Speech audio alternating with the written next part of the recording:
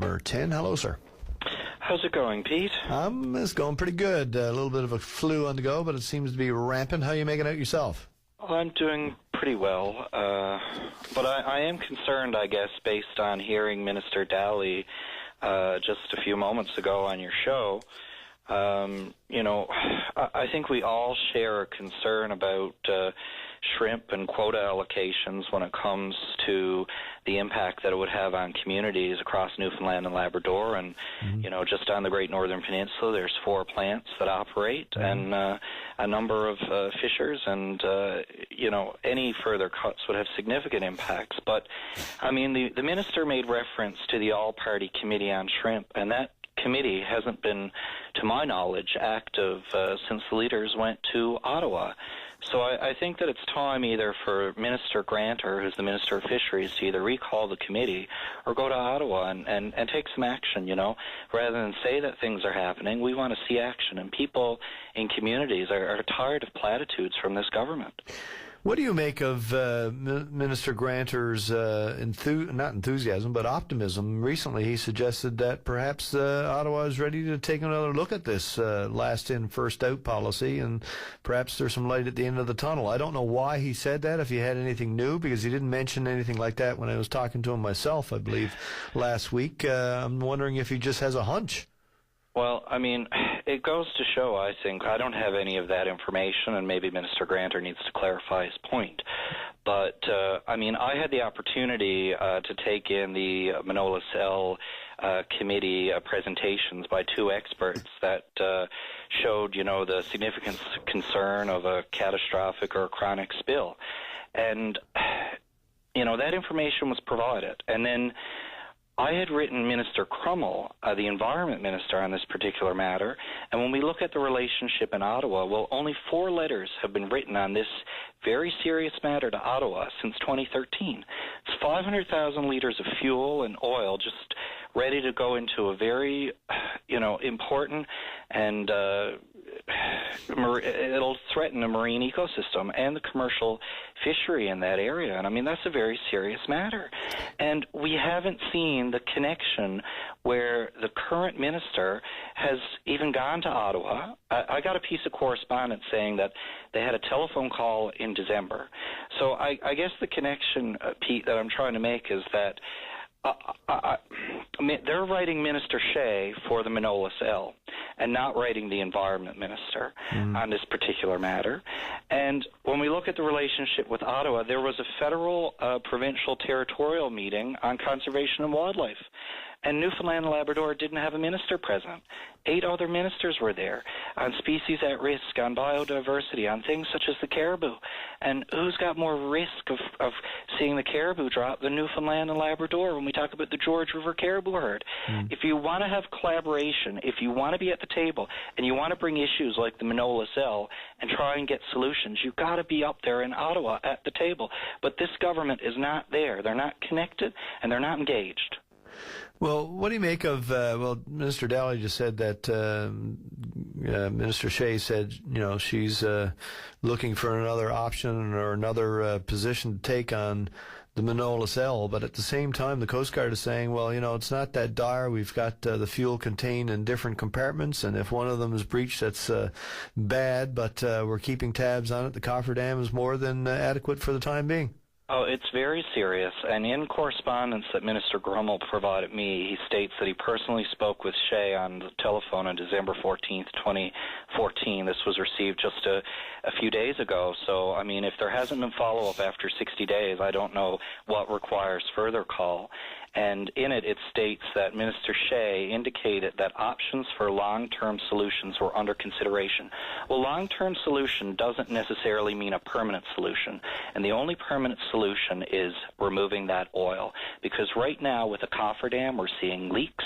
So that's related to chronic oil spills that's happening where you're seeing small amounts being released. And those small amounts are very damaging to the sea life and the birds that are out there. And, we heard that from experts over the weekend. I sat for 2.5 hours listening and to information provided. And if something isn't done to remove the oil, the cost and the impact that it would have on the overall economy is I mean, I wouldn't even be able to put a value on that.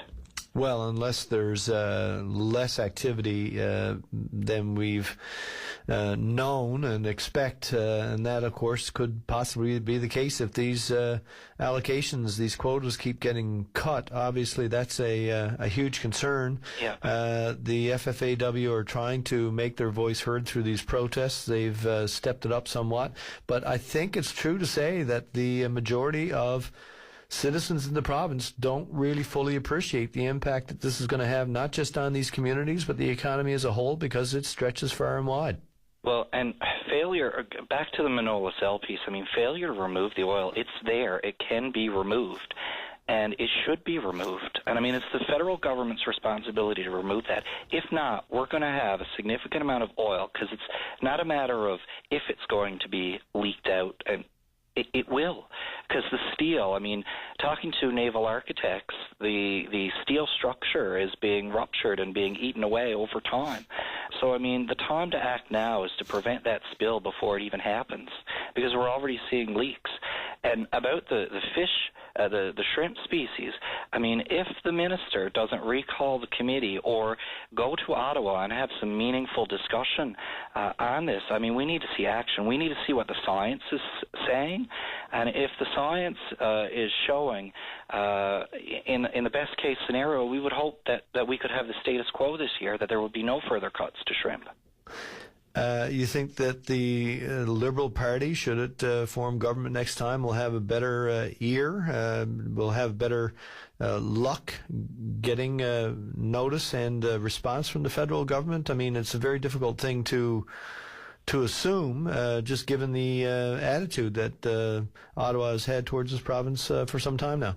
Whenever I write the federal ministers right now, whether it be Minister Shea or Minister Glucock or any of the other ministers, I do receive a response federally from them. Mm-hmm. It may not necessarily be the response that I'm looking for, but I do have correspondence back and forth.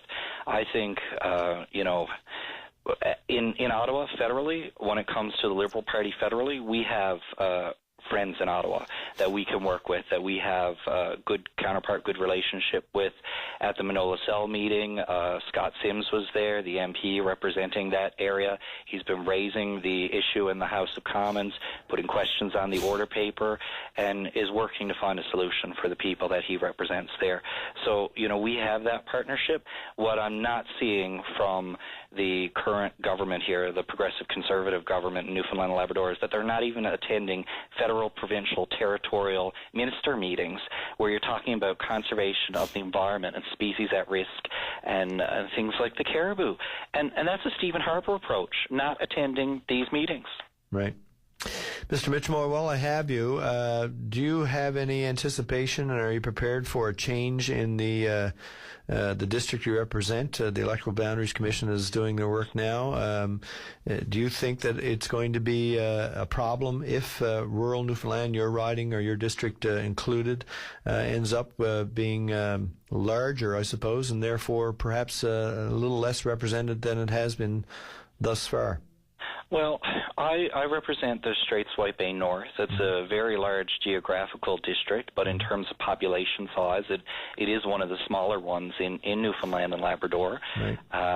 Is it going to be one of those two that can go outside the 25% population? I mean, I can't do the work of the commission, and I think that once the consultations are out there, I certainly would encourage people who have concerns, whether it's community groups or individuals, to be able to present to the commission or put forward any concern that they would have. It may be one of the districts that would go outside the variance, or it may not. And if it goes to the south, then that's something that I feel that the work can be done by an MHA if it does go further south. But it will certainly be more challenging with how you do the work and serve people. No questions asked.